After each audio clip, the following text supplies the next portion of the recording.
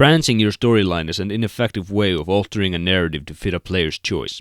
There is, however, a superior method which I will be discussing in this video. The superior way is to alter the context and not the content.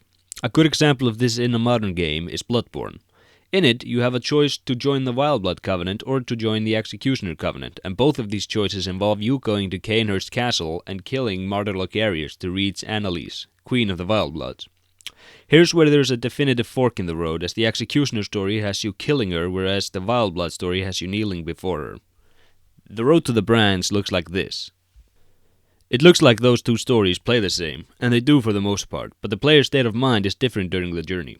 Because it's telling a different story, it just uses the same words.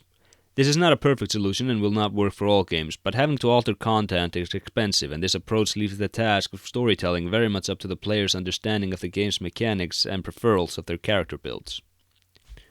I want to simplify this, so I'll use a game everyone is familiar with. What I'm saying is not dissimilar to what Chris Crawford once said, but if you think of any level in Pac-Man, you can get to the same point in more than one path. And the interesting thing is that you don't have the same mindset during both.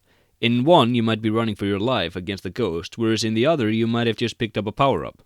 The content of the game has not changed, but your actions on the path to the designated point will have impacted your state of mind at the point of the arrival. Instead of branching, you should use nodes and give the players the choice to connect them in different ways.